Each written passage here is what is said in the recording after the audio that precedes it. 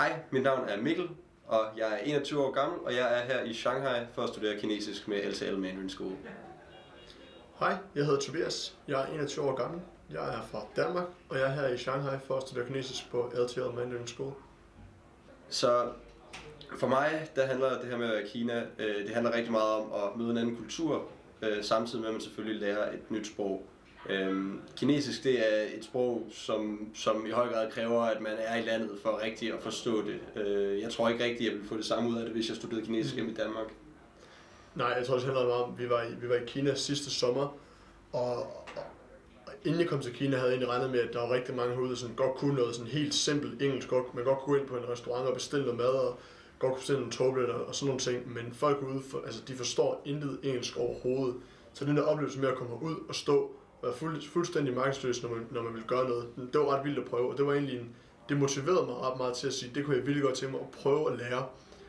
Og så tror jeg også, at kinesisk er sådan et sprog, som er så langt fra noget, der minder om noget, jeg har prøvet at have med at gøre før. Altså det er så langt fra engelsk, så langt fra dansk, så det er virkelig en kæmpe stor udfordring at give sig til at lære kinesisk. Og det synes jeg er super fedt. Det er en sindssygt fed by. Altså, wow. Altså, jeg har aldrig været noget sted i verden, der sådan på nogen måde kan sammenlignes med Shanghai. Altså, vi var oppe i Shanghai Tower i forgårs, som er den anden højeste bygning i verden, og stå derovre, mens solen gik ned og kigge ud over den skyline, der er her, altså det er noget af det vildeste, jeg har set. Altså en super fed by. Ja, det er sindssygt vildt, men samtidig med, at du har alt det her virkelig moderne og nogle fantastisk høje bygninger og den vildeste skyline, samtidig med, at du har det, så har du også Kina, som du kender det.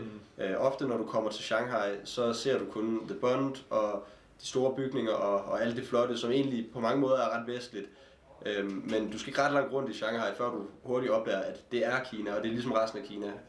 Og det er rigtig, rigtig sjovt at få lov faktisk at bo her og opleve den del af Shanghai. Ja, jeg tror også det her med at starte en hverdag her i Shanghai har gjort rigtig stort indtryk på mig. For jeg nu har rejst rundt mange forskellige steder sådan, som turist, men det med at skulle bosætte sig i en by, det er noget helt andet. Det er en helt anden oplevelse, og det er kun noget, jeg kan anbefale til folk at prøve. Absolut. LTL har været super fedt so far. Altså, vi har været her i en uges tid nu med skole, og altså, wow, hvor har jeg bare lært meget. Altså, det er helt vildt. Gå fra den første dag og ikke at kunne noget kinesisk overhovedet til at sidde og øve, hvordan man udtaler ordene, og sidst på dagen kunne gå ud på en restaurant og forsøge sig med at bestille en kop te. Altså, den udvikling, der har været sidste uge, har været virkelig vild. Ja, så både rent læringsmæssigt, man lærer sindssygt meget. Specielt her i starten, det er klart.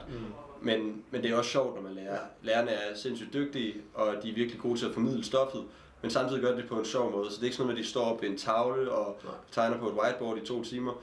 Det er, hvor alle står rundt om bordet, og det er interaktivt, og man spiller nogle spil, og man får det virkelig ind under huden på en anden måde. Ja, det er også super fedt her, sammenlignet med mange andre steder. For eksempel i gymnasiet hjemme er man en 30 elever eller sådan et eller andet, og så når man kommer på universitetet, så er man måske 100-200 elever i en klasse. Her i vores klasse, der er vi 4 personer. Mig og Mikkel og 2 andre. Så den ratio, der er mellem lærerne og eleverne, er super fed. Altså det her med, at du har en lærer, når vi sidder og skal sige nogle ord i kor, og hun så lige kan høre, at du mangler lige lidt på udtalen der, så kan hun lige stoppe og høre dig sige det igen 3 gange, indtil den sidder i skabet. Så det gør virkelig, at læringskurven er super stejl og super sjov på samtidig. Det fungerer virkelig godt. Ja. Som sagt, så skal vi kun lige til at gå i gang med vores anden uge, men jeg synes, vi har lært rimelig mange ting allerede. Man kan primært sådan splitte det op into 2 ting. Vi har lært rigtig meget omkring mad og restauranter, så altså, vi kan gå ud på en restaurant og bestille. Og så har vi lært nogle ting omkring sådan daglige samtaler. Jeg hedder det her, hvad hedder du, jeg er så gammel, jeg kommer fra Danmark, sådan nogle ting. Ja, og så lige i dag har vi siddet og været ved at lære alle tallene. Så vi simpelthen kan tælle nu tælle fra 1 til numerering til 10.000. Altså det er super fedt. Men især det her med, at i løbet af den første uge har vi fokuseret meget på de ting, som er sådan virkelig brugbare. Ja. Altså for når man kommer ud til en restaurant, så kan vi sagtens nu gå ud og bestille. Vi vil godt tænke mig noget ris, nogle nudler, nogle dumplings. Vi kan sagtens bare gå ud og bestille mad, vi gerne vil have. Så det er virkelig noget brugbart, det vi den første uge. Så jeg tror, vores mål i løbet af de her, vi skal være her i 3 måneder, så vi skal være 1 måned her i Shanghai, 1 måned i Beijing og 1 måned i Chengdu, alle sammen med LTL. Og jeg tror, i løbet af de her 3 måneder, der er målet nok, at vi til sidst kan have sådan en normal samtale, altså kunne føre en samtale med en anden person på kinesisk. Ikke nødvendigvis en perfekt samtale, men vi forstår, hvad de siger, og vi kan svare på alting. Ja, lige præcis.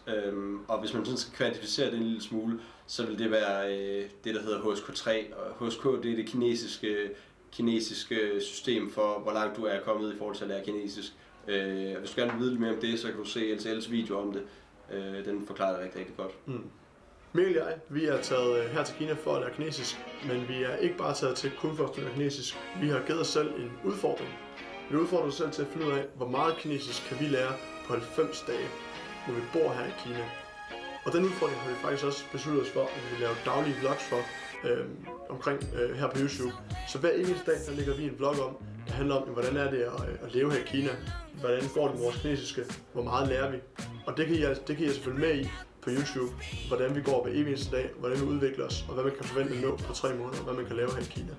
Ja, og ikke bare så kan I følge med hver eneste dag i vores daglige vlogs, men I kan også følge med sådan lidt behind the scenes og i mere real time via Instagram, hvor vi hver dag lægger en masse stories op, hvor I kan se lige præcis, hvad vi laver, og nogle posts og så videre om alt det, vi oplever, og alt det, der ikke lige kommer med i videoerne.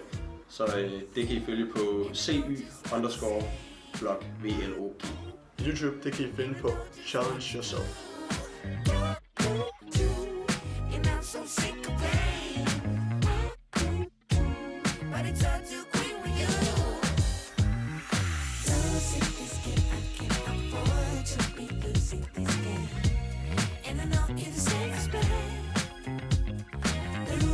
My mind can't find the words, no, I can't seem to find